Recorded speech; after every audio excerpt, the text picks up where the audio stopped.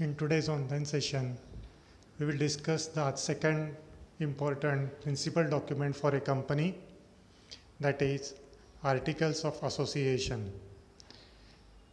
Students, as we all have discussed, that the Article of Association of a company and its bylaws are regulations which govern the management of its internal affairs and the conduct of its business.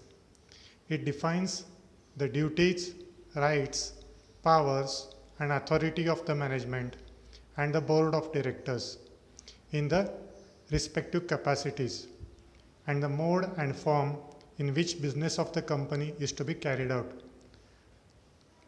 Simply to make it understand, we can say that articles of association of a company are nothing but internal norms of the company, the duties, rights, and authority of the management, board of directors.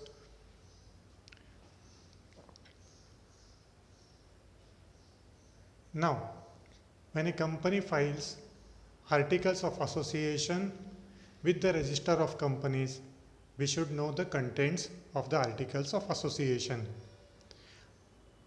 The articles of association generally contains share capital, rights of shareholders, variations of these rights, and payment of underwriting commission.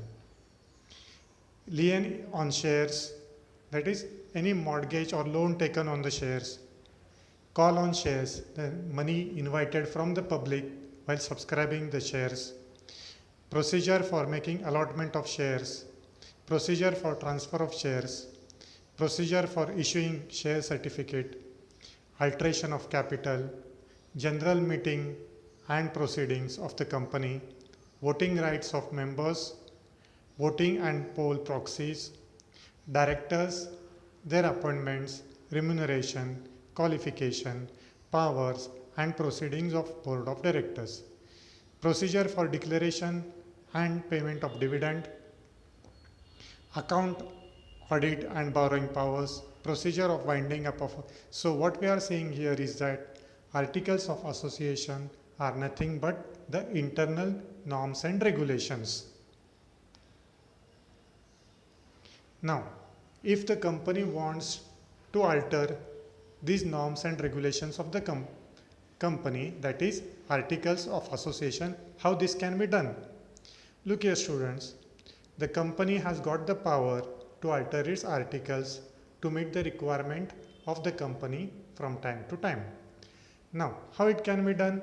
A declaration in the meeting of the board must be taken to change any one or all of the articles, and they shall fix up the day, time, place and agenda for the general meeting.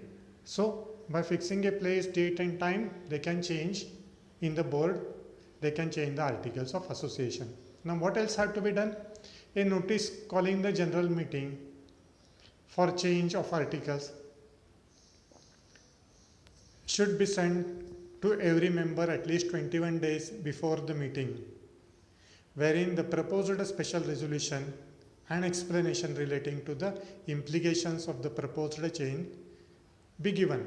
So a notice has to be given that such and such articles or article is going to be changed and the explanation for it at least 21 days in advance.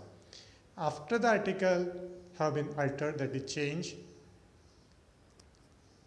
these changes should be filed with the stock exchange along with the explanatory statement. A copy must be filed with the registrar within 30 days after passing the resolution.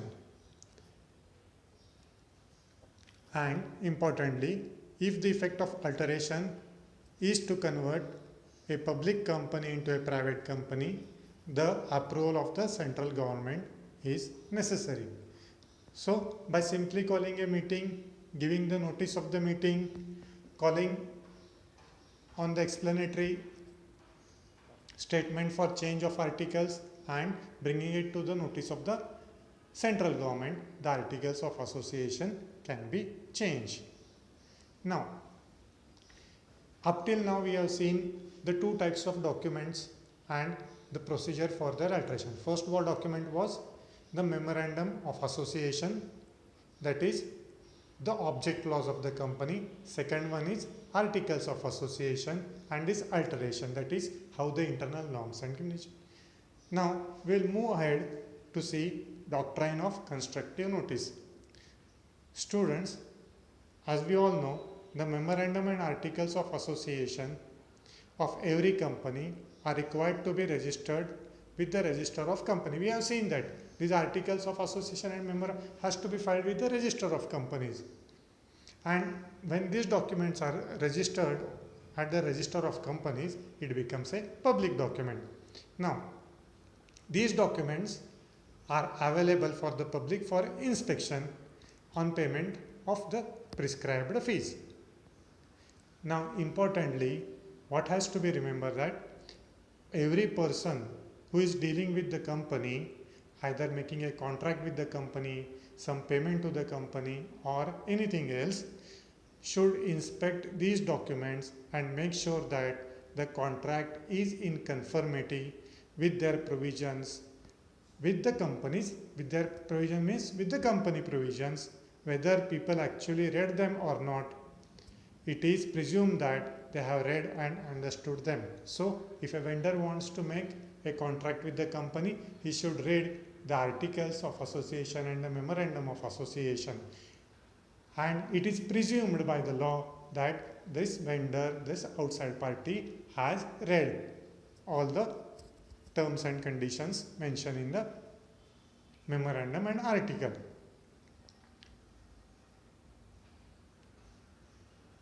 And suppose if a case happens like a person deals with a company and the transaction turns out beyond the powers of its officers as contained in this document, the person who is dealing with such a company cannot force the company to comply with the contract,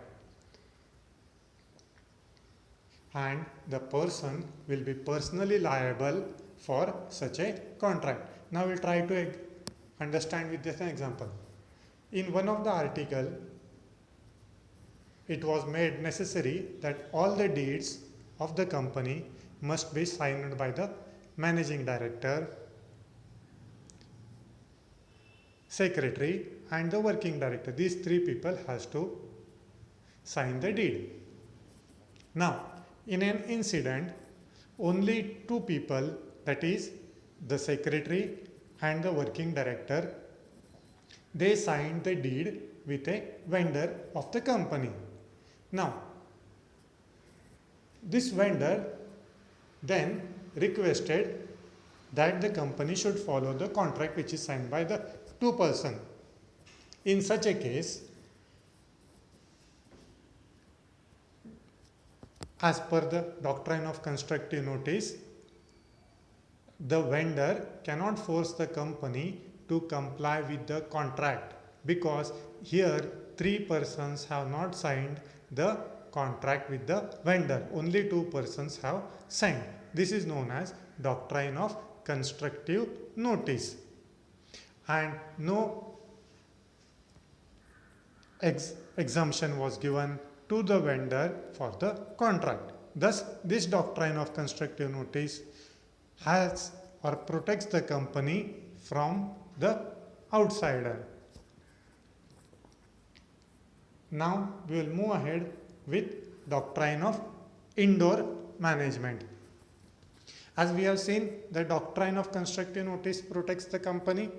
There is other doctrine of indoor management. We will see what does it actually mean. The doctrine of constructive, one exception as far as the internal proceedings of the company are concerned. The outsiders dealing with the company can assume that everything has been regularly done, which is known as the doctrine of indoor management. This role is based on business convenience and justice. Persons dealing with the company should read this document and satisfy themselves that the company has the power to enter into the contract. He is not required to examine whether the internal proceedings have been complied with or not. The details of internal procedure are not open to the public inspection as the memorandum articles. To make it very simpler, we can say that if a person, outside person, is dealing with the company and he has done a contract with the company.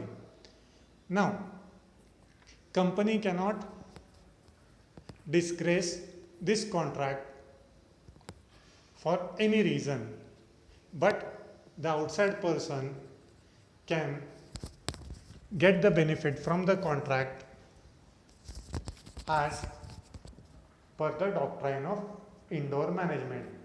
He can simply say that all the procedures by which the contract is been made by the company has been followed by the company. Thus, every person dealing with the company is entitled to assume that everything has been done regularly as far as the internal proceedings of the company are concerned. In other words, the outsider can safely assume that the provisions of the articles have been complied with by the company in its internal working. Thus, this doctrine seeks to protect the outsider from the company. Very simple to understand. Doctrine of constructive notice protects the company from the outsider, while the doctrine of indoor management protects the outsider from the company. Thus, this is all for today. Today we have seen articles of association, contents of articles of association, how alteration can be made to articles of association, and to doctrine of constructive notice and doctrine of indoor management. That's all for today. Thank you.